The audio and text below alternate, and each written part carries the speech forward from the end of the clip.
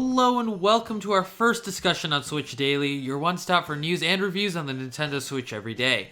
Today is going to be just an off-the-chain discussion. I'm just going to be talking. I'm not going to edit this audio in any way, so if I screw up when I'm talking, I'm very, very sorry. And we're actually going to be doing something called the 12 Days of Switchmas, and what that is based off, obviously, the 12 Days of Christmas. But we're going to pretend that it's still January 1st because I forgot to make this video yesterday. And we're going to pretend this is January 1st. I'll make 2 videos today, so this is the first day of Switchmas, and what we're going to talk about is basically every day just a different aspect of the Nintendo Switch up until the launch day, or I should say the day for the event, that they're going to tell us everything about the Nintendo Switch. So today we're going to be talking about the one thing I just want to get out of the way because everyone keeps talking about it. It's been overdone as a discussion point. It's just giving me a headache. I talked about it on my other YouTube channel as well, and that is the graphics. And the graphics are not going to be as bad as people think, and they're also not going to be as amazing as people think. So I'm going to go off of some of the rumors, but for the most part, I'm just going to go off of what I think, because I've heard rumors from the fact that it's going to be more powerful than an i7 computer. That was literally like 2 years ago before we even, I think, had the name NX. Or maybe right after we got the name NX, but definitely not when Switch was announced. We've had rumors that it will be running on Maxwell NVIDIA architecture with like super low power. We've heard that it's going to be Pascal, whatever, that we've heard there's multiple dev kits. All that shit. I'm just going to talk about what I think the final product's going to be. And that's going to be, I think, the NVIDIA Tegra processor. Obviously, we know that for sure. And I think it's going to be some sort of an X2, because the X1 is what is in the dev kits right now. What a Tegra X1 is, it's basically a chip they've had for a while that they've used in the like NVIDIA Shield TV and Shield tablet and stuff. And it's a decently powerful chip, especially for a mobile chip. But I think it's going to be a second version of that chip in some way, shape, or form. So it's going to be more powerful. And I definitely think it's going to be on the Pascal architecture, because Bethesda told everybody in a press release or something like that, or their CEOs had said to a interviewer that they were really impressed with the demo. Now you have to think, Bethesda makes games that are really graphically intensive. I don't think they make any games that are like, you know, not that, don't need that much power to be run. Like Doom is pretty graphical intense, Skyrim is pretty graphical intense, Prey looks like it's going to be graphical intense. Every game they make is basically going to be graphically intense. So when they say they're impressed with the demo, it's got to be at least good enough to run their games, and it obviously can run Skyrim because we saw that in the trailer. And then NVIDIA doesn't have any foothold in the real console market right now. Their best thing they have is the Shield TV, which I imagine does not sell well at all. So they got to really step up their game if they're going to be in a market where AMD basically dominates. So they're not going to let them put out a Maxwell rushed chip. They're obviously going to make a chip that will be developer friendly and battery effective and cheap and all that. They're obviously going to make the best chip possible, and rushing out a Maxwell chip just doesn't make sense to me.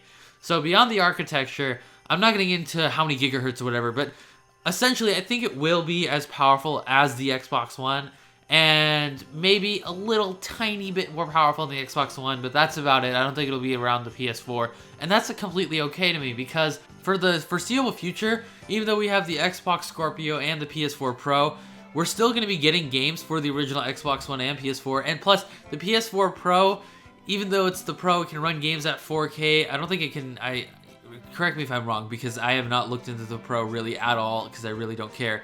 But the Pro, I think it only renders games at 4K, or it upscales them and doesn't natively render them at 4K or something like that.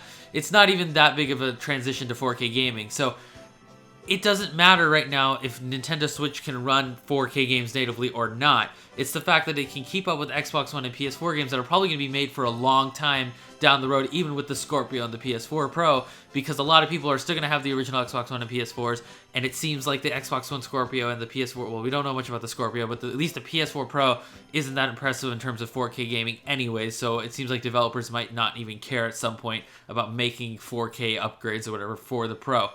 So I think the Switch will be fine at the same power as the Xbox One. Plus, NVIDIA has great, you don't understand. If you're a developer, you do, but for most people, they don't understand. NVIDIA's API for transferring games over to the Tegra processor is amazing. Games that should not be able to run on a mobile processor run pretty damn well on the processor with very minimal downgrades. A great example of this is on the Shield TV. You have games like Dead Island. You have games like Actually, I don't know about Dead Island. I don't know if that's on there. But Homefront: The Revolution, which I know when that game came out was a shit fest in terms of graphics, but now that it's been updated, it's fine. The fact that that can run on an Xbox One and an Nvidia Shield TV is insane.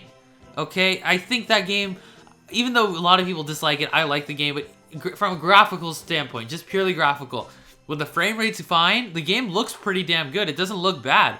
And the fact that that's on an Nvidia Shield TV is impressive as hell. So you're taking a game that's on the Xbox One, putting on that Shield TV, now upgrade that Shield TV and you have the Switch. So there's not going to be that huge of an issue when it comes to power, I don't think. And plus, most people are going to be taking this on the go, I think. So as long as it runs well on the go, we'll be fine. And that's in 720p anyway, so it'll have a steady frame rate, whatever game it is, probably. As long as they don't max out the settings when it's on the go, which I doubt they would. So I think that power is going to be fine, and if you want teraflops, whatever, I think it'll be like 1.3, 1.4 teraflops based off of what we've been hearing, which is around Xbox One's power. So I think the power is going to be just fine. I don't think you guys have anything to worry about. And power, I don't know why people are making such a big deal out of it. It's not the power that's the problem with the Wii U. It's the weird architecture with their IBM processor that was heavily outdated and had weird architecture. It was just hard to make games for. That was the... excuse me. That was the power with... Blah, blah, blah. Okay. That was the issue with the Wii U. That was the issue wasn't the raw power, although that was somewhat of an issue. The main issue was that the fact that they couldn't even port over games without going through development hell. So that's why the Wii U failed in terms of developer support. And I think the fact that this has such a strong processor behind it that it's probably up to spec with the Xbox One at least, and the fact that NVIDIA has great tools for porting over the games to there, and that it's launching with native support from Unity Engine, Unreal Engine, and I think Crytek. It doesn't say CryEngine necessarily, but Crytek is insane. That means right out the get-go, basically any game can be on there, because those are the three big game engines, besides like EA's own Frostbite engine and Ubisoft's, I don't even remember what it is anymore, Snowflake engine or whatever the hell it is. So basically right out the gate, this thing can run almost any game that is out on the market right now, as long as it doesn't use a custom engine. So that's impressive as hell. We're gonna get good games, guys, don't worry. Third-party support, I don't know how much it'll be there in the beginning, but I have a feeling down the road it will be there just because it'll be so easy to port games to it.